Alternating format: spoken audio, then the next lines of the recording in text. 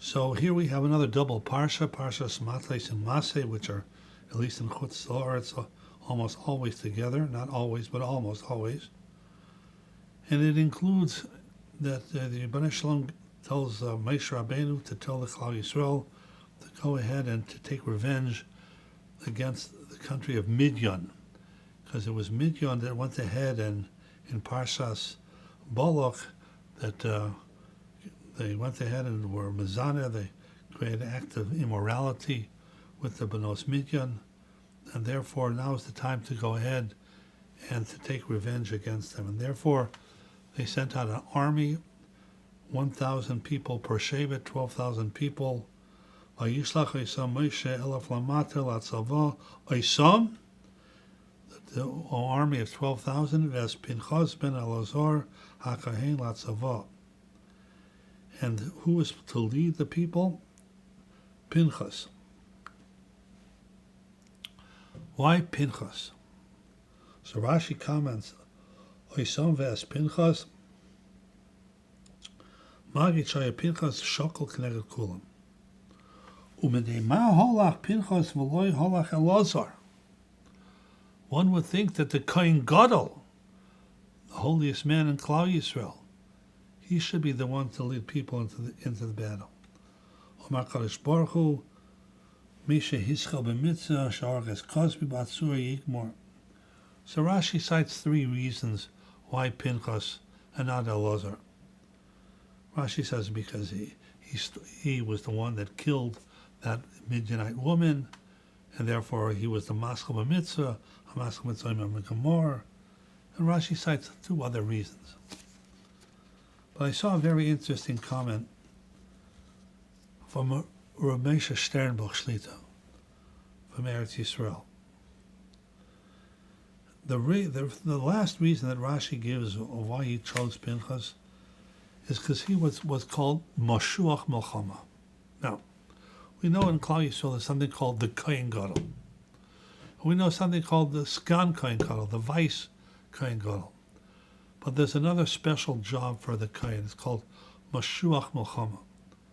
And in Parshas Kiseitze, we'll learn in Mirz Hashem that before in Parshas Shoftim, before they went out to war, they had a special Kohen, and his job was like part chaplain, part inspirer, who would go ahead and go out to the people to war, and he would list the exemptions of people who do not have to go to war, and he would go ahead and he would give like a pep talk about what they have to do, that they shouldn't be afraid, etc., etc. That's called the Mashuach Melchama. Again, today we'd call it a chaplain. It's much more than a chaplain, because he's the one that spoke to the people before they went out to war. You know, in World War II, on D-Day, so it was General Dwight D. Eisenhower that spoke to the paratroopers about landing in France. He was the commanding general, okay?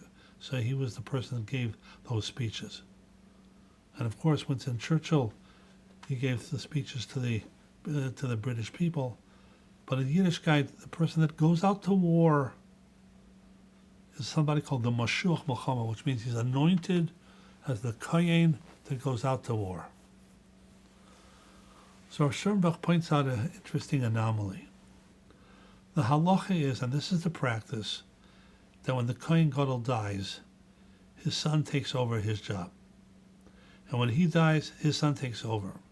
And the truth of the matter is that that is in fact how the minig is, that if a son is royal, if the son is up to the job, he should take over his father's position in the community. If the Rav dies, so the son takes over his position. If he's eligible for the job, he's up to the job. When a Rosh Yeshiva dies, it goes often to his son for the same reason. And this all is learned from the Kohen Gadol. There is one exception to that rule, and that is the Mashuach Melchama. If the Kohen who was appointed to be the Mashuach Melchama originally, he dies, the son does not necessarily take it over. It could be somebody else. Why? So Sternbuch says is because in the Mashiach Milchama has to have a combination of talents that not everyone has. Number one, he has to be able to speak. He has to be able to inspire. He has to be able to go ahead and to calm people's nerves before they're going into battle. He's a person that has to know what war is about, of what happens in war, how people are killed, how people are torn up, people are injured. You have a person that has the right constitution for that. Not everybody has that. And therefore, Mashiach Milchama does not go automatically to the son. Because the son may be a tzaddik and may be able to do the avodah, etc., but he doesn't have these specific talents that are required of the Mashiach Milchama. And therefore, Pinchas had those talents. Pinchas is the one who's not afraid of war. Pinchas is the one in Parshas Pinchas, or Parshas Balak, that went ahead and took the spear and speared Cosby and their perpetrator, and speared them. I mean, you got to be tough and brave and not afraid of war. And Pinchas has, he had this kayak, he had this ability to speak and to inspire. And therefore, that's why Pinchas was specifically the one who was chosen as the Mashiach Milchama. Because he had this combination of talents of compassion, oratory, to inspire people, to calm people, to comfort people. That's why he was chosen. So I once read a story about the Chafetz Chaim. There was a community in Europe that the Rav died. I'm not suggesting that this should be necessarily used in other situations. But the Rav died, and half of the community wanted the Rav's son to take over the job. The other half of the community said, no. He's not the right guy for the job. And there was another candidate who felt that, yes, he's the one who should take over the job. So they went to the Chafetz Chaim to paskin who should get the job, the son, the heir apparent, or this other person. The Chafetz Chaim surprisingly said, no, it should go to the other person. Because he said the job of a Rav today in Europe is different than it was 100 years before or 200 years before.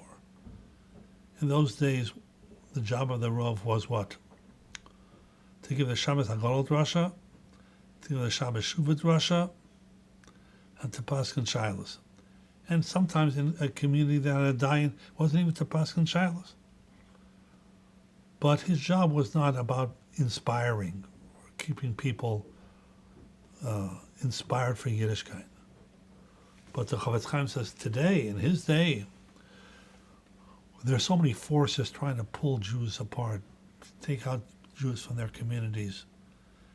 It's not enough just to have a Rav that can give a Shabbos HaGadol drasha. You need someone to be able to inspire people and to keep the youth in line. It's a much more taxing job. And that Rav's son was a Talmid Chacham, yes, but he didn't have those talents.